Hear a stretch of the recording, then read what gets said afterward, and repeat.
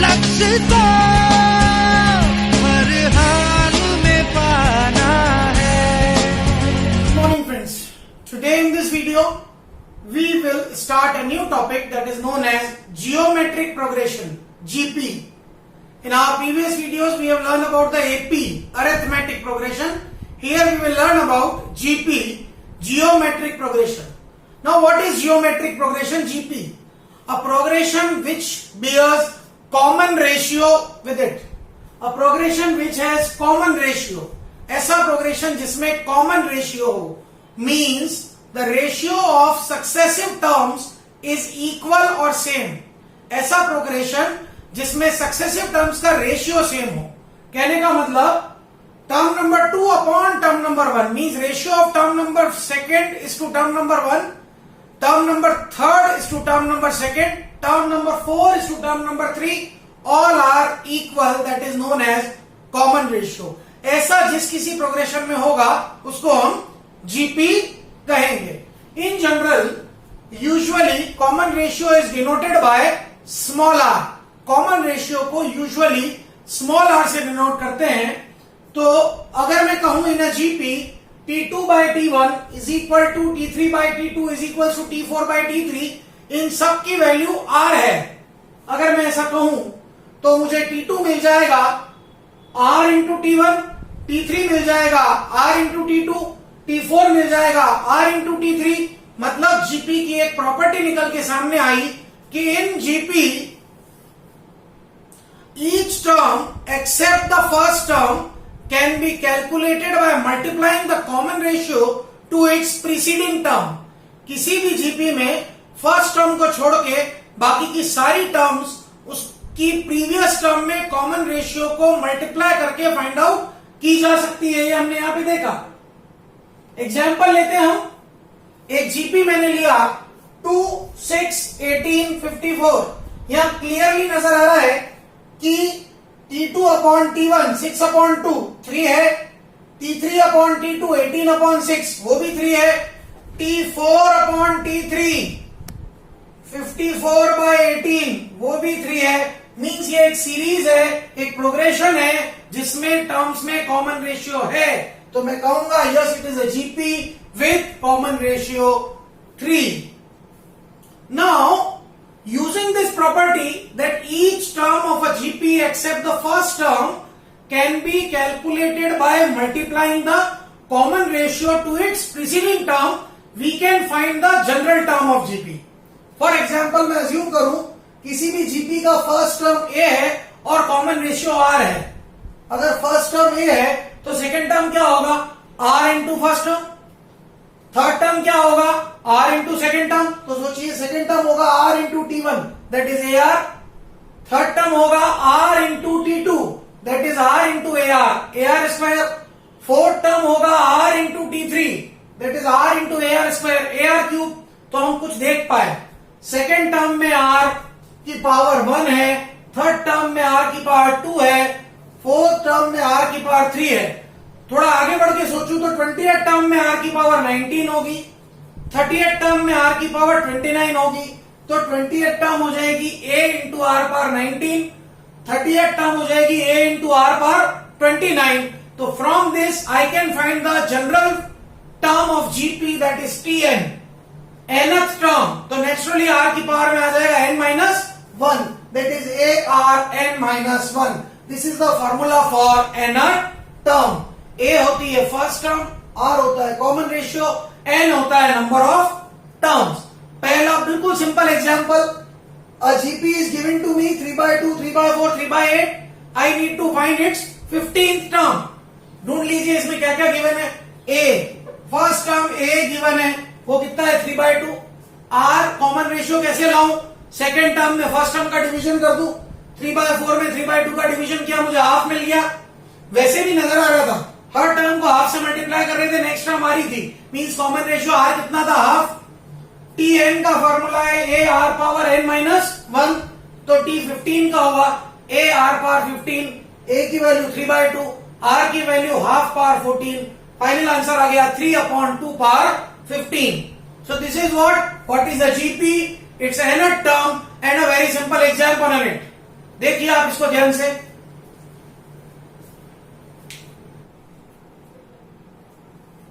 now we'll take an example. How many terms are there in this GP? 2, 2 root 2, 4 up to 128. ये एक GP है, इसमें total terms कितनी है? यहां अपने को ये ढूंढना है कि गिवन क्या क्या है। यहां गिवन है नंबर 1 फर्स्ट टर्म A, वो 2 है, R कॉमन रेशियो कैसे लाते हैं? Second term upon first term, 2 root 2 upon 2 that is root 2. Let 128 be the nth term. ऐसा हमने माना कि जो 128 है वो nth टर्म है, तो Tn क्या हो गया? AR n-1 is 128. A की वैल्यू 2 पड़ी है, R की वैल्यू रूट 2 पड़ी है, मैंने सब्स्टिट्यूट कर दी, तो 2 पावर 1 इंटू 2 पावर n-1/2 आ गया 2 पावर 7. इधर बेस सेम है, पावर्स ऐड हो गई, n-1/2 plus 1 is 2 power 7. Base same है, पावर्स को इक्वल किया, n-1 प्लस 2/2 इज 7, तो n प्लस 1 की वैल्यू 14, तो n आ गया 13. Means 128 is 13th term in this GP. Now let us take another example.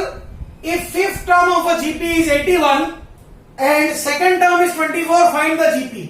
एक GP का फिफ्थ टर्म 81 है और सेकेंड टर्म 24 है, वो GP चाहिए पूरी की पूरी. किसी भी GP में अननोन थिंग्स दो होती है, first term and common ratio. Let the first term be A and common ratio be R, और Tn का फॉर्मूला होता है A R power n-1. So T5 हो जाएगा A R power 4 that is 81 और T2 हो जाएगा A R that is 24. Now अब दो अननोन क्वांटिटीज है A और R, तो कैलकुलेट करने के लिए क्या करें? नंबर 1 हम सेकेंड को फर्स्ट से डिवाइड कर देते हैं. ऐसा किया हमने तो R क्यूब की वैल्यू आई 81/24. इसको कैंसिल आउट किया तो ये हुआ 27/8 और क्यूब रूट लिया तो ये आ गया 3/2. मतलब मुझे कॉमन रेशियो मिल गया 3/2.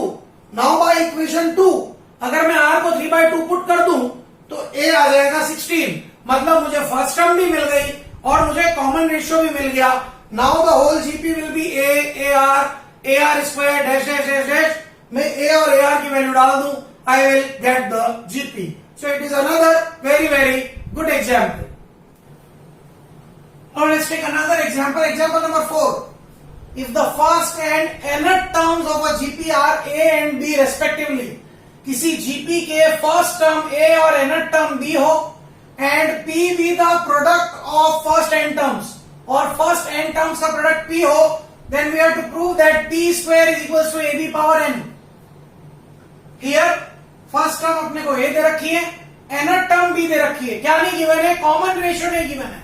सो let the common ratio be R. तो nth टर्म का फॉर्मूला है A R पावर n-1, वो अपने को B दे रखा है, तो R पावर n-1 की वैल्यू आ गई B बाय A, तो R की वैल्यू आ गई B by A whole power 1/n-1. जो भी पावर अगर लेफ्ट हैंड साइड में है और वो राइट हैंड में जाती है तो 1 हो जाती है, तो अपने को R मिल गया B by A whole power 1/n-1. Now we have to calculate the product of first n terms, that is P is equal to T1 into T2 into T3 up to Tn. ये product अपने को लाना है. T1 की value A है, T2 है AR, T3 है AR square, Tn है AR पावर n-1. नाउ ये जो A ये A n बार प्रोडक्ट हुआ, इसलिए A पावर n. R सारे R पावर 1 R पावर 2 सबकी बेस सेम है, तो पावर्स हो जाएंगी add, means 1 plus 2 plus 3 up to n-1. Now ये पावर में एक AP है, AP के n टर्म्स का सम होता है n/2 A plus L, where n is number of terms, A first term L last term. यहाँ नंबर ऑफ टर्म्स है n-1, तो n-1/2. फर्स्ट टर्म है 1, लास्ट टर्म है n-1. सॉल्व किया तो आ गया A power n R power n n-1/2. अब यहाँ अननोन क्वांटिटी है R को मैंने सब्स्टिट्यूट कर दिया B by A whole power 1/n-1. Substitute किया तो देखिए ये n-1 पावर कैंसिल हुई, ये बचा B by A power n/2. Solve किया तो B power n/2 upon A power n/2. Base same है, अगर हम इसको सॉल्व करेंगे तो n-n/2 that is A power n/2 into B power n/2 that is AB whole power n/2. इसका मतलब P स्क्वायर आ गया AB power n. very important question for your board exam.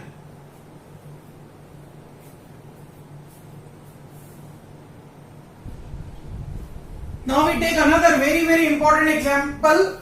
If the pth, qth and rth term of a GP are A, B, C respectively, then prove that A power q minus r, B power r minus p and C power p minus q is 1. किसी भी GP का pth, qth and rth term अगर A, B और C हो तो ये prove करना है. अब अपने पास GP में फर्स्ट टर्म नहीं है, कॉमन डिफरेंस नहीं है, तो let the first term of GP be capital A and common ratio भी कैपिटल R. यूजुअली हम ये टर्म्स और कॉमन रेशियो स्मॉल लिखते हैं, पर ऑलरेडी क्वेश्चन में स्मॉल वैल्यूज दी हुई है इसलिए हमने कैपिटल लिया.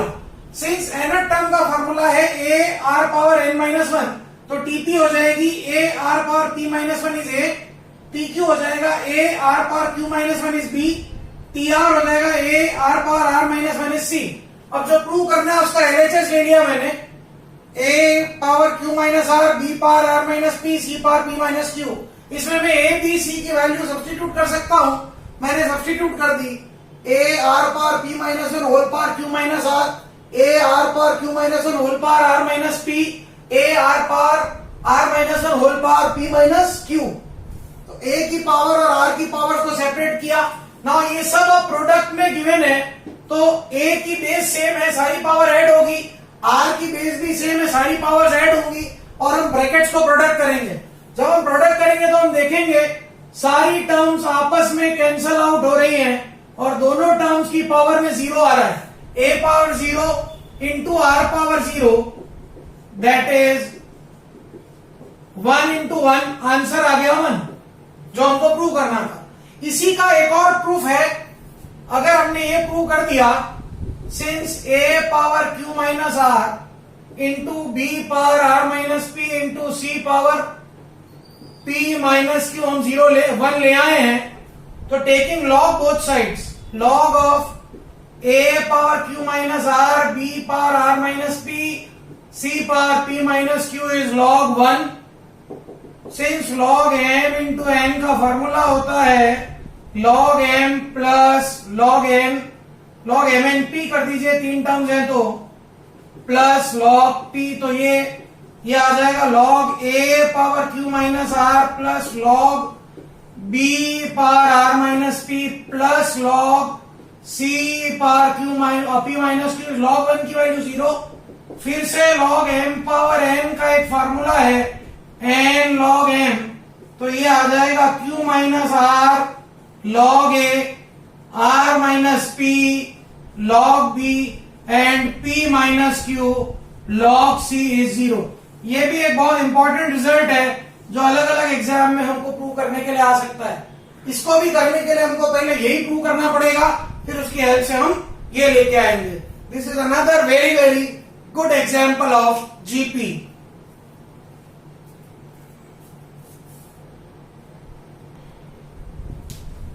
Now this is another very important and confusing example. इस वाले एग्जाम्पल में पावर्स में बहुत लोग कंफ्यूज होते हैं. क्वेश्चन क्या है पहले समझिए. In a GP, p plus qth term is a and p minus qth term is b. I need pth and qth term. किसी GP की p plus qth term a है और p minus qth term b है, तो मुझे pth और qth term चाहिए. अब मेरे पास क्या नहीं है, मेरे पास फर्स्ट टर्म नहीं है, कॉमन रेशियो नहीं है, तो let the first term be a and the common ratio be r. Tn का फॉर्मूला है a r power n minus 1, तो t p प्लस q आ जाएगा a r power p plus q minus 1, वो a, और t p minus q आ गया a r power p minus q minus 1 is b. Now I have two unknown quantities, capital A and capital R. पहले capital R को लाने के लिए मैं 2 को 1 से डिवाइड कर देता हूं. जब डिवाइड किया तो a कैंसिल हो गया, r की पावर आ गई p minus q minus 1 minus p minus q plus 1 is b by a. मतलब r पावर माइनस 2q आ गया b बाय a, तो r पावर प्लस 2q क्या आ जाएगा a बाय b, रिवर्स हो गया. तो r की वैल्यू आ गई a by b power 1 by 2q. r की वैल्यू आ गई a by b power 1 by 2q. अब मेरे पास कैपिटल A अननोन है, इस r की वैल्यू को 1 में पुट किया मैंने, a into a by b की पावर में r की पावर में था p प्लस q माइनस 1, और r जो हमने कैलकुलेट किया a by b power 1 by 2q, तो ये हो गया p plus q minus 1 upon 2q. तो कैपिटल ए क्या हुआ, a इंटू बी की पावर ऊपर चली गई, a की पावर नीचे आ गई ना। a का बेस सेम है, पावर्स को सेपरेट किया तो मुझे a मिल गया, b की power p plus Q minus 1 upon 2q into a की power q minus p plus 1 upon 2q। तो मेरे को a और r मिल गए। अब जैसे हम नॉर्मली कैलकुलेट करते हैं, p term a r power p minus 1, a की वैल्यू सब्स्टिट्यूट करी, r की वैल्यू क्या हो जाएगी, a by b whole power 1 by 2q की होल पावर p माइनस 1, मतलब r पावर p माइनस 1 आ गया, a by b power p minus 1 upon 2q। इस जगह पावर्स का बहुत झोल होता है, बहुत ध्यान से देखिए इसको। तो b यहां पर बेस में है तो पावर सब्ट्रैक्ट हो गई, और a न्यूमरेटर में था तो पावर ऐड हो गई। इसको सॉल्व किया पावर्स को तो we get TP, b power half into a power half means root ab। इसी तरह tq लाएंगे, a r power q minus 1, a की वैल्यू सब्स्टिट्यूट करी, r की यहां से सब्स्टिट्यूट करी, पावर में q माइनस 1 लगा दिया। नाउ b डिनोमिनेटर में है तो बेस यहां पे पावर सब्ट्रैक्ट हुई, और a न्यूमरेटर में तो पावर ऐड हुई, हमको tq की वैल्यू मिल गई। So this was a very good example of GP which is very confusing. This video we are going to learn the assumption of numbers in GP. हम GP में numbers को assume कैसे करते हैं, this video is related to that thing. तो assumption के लिए there are two basic things. If number one the product of numbers is given, तो assumption कुछ इस तरह से करना चाहिए कि उनके प्रोडक्ट से एक वेरिएबल कैंसिल हो जाए। मीन्स अगर हम 3 नंबर अज्यूम करें तो हम कर ले a बाय r, a और a r, ताकि जब हम उसका प्रोडक्ट लेंगे तो r रिमूव हो जाएगा और a की वैल्यू मिल जाएगी। 4 नंबर्स ले तो वो हम ले लें a by r cube, a by r, a r cube. 5 numbers लेने हो तो ले लें a by r square, a by r, a r cube. 6 numbers लेने हो तो a by r power 5, a by r cube, a by r, a r cube, a r 5।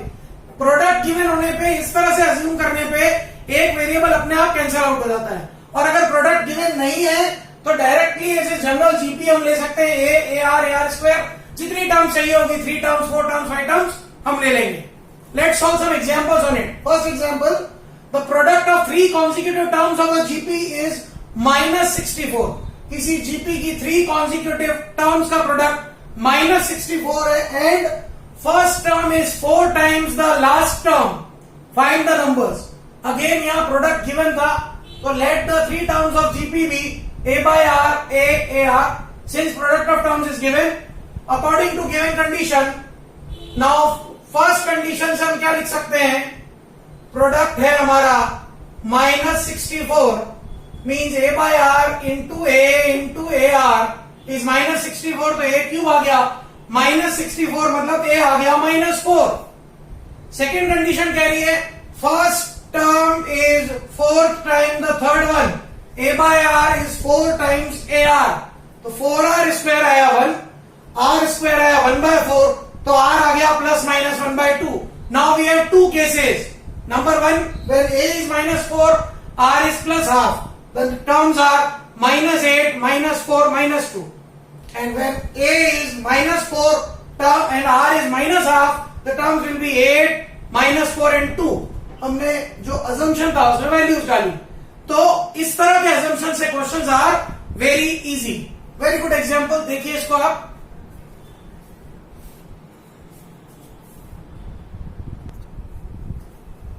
Now this is another very good question. Find 3 numbers in GP whose sum is 13 and sum of whose squares is 91। GP में 3 number लाइए जिनका सम 13 है और सम of squares 91 है। यहां product given नहीं है, और जब प्रोडक्ट गिवन नहीं तो हम जनरली अज्यूम करते हैं। तो let the terms of GP be a r square. Now according to question first condition a plus ar square is 13 means a into 1 plus r square is 13। Second condition sum of squares a square r r 4 is 91।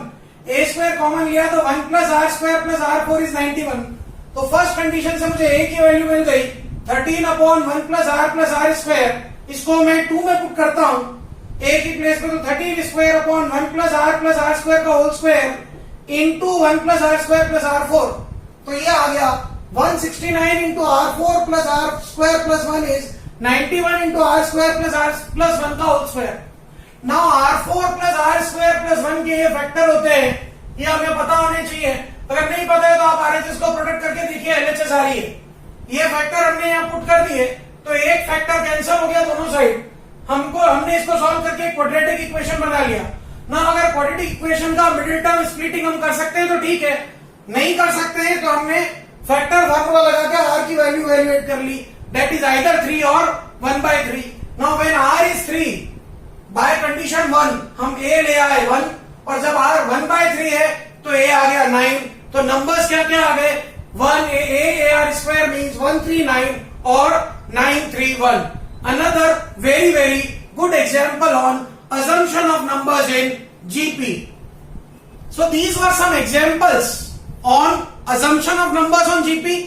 So इस video में हमने सीखा कि numbers को assume किस तरह से करते हैं, और उसके ऊपर हमने दो बहुत अच्छे से एग्जाम्पल देखे. आप इनको अच्छी तरह से देखिए. And if you feel any difficulty, message me, I will solve your problems. Thank you. Have a great day. Let's go.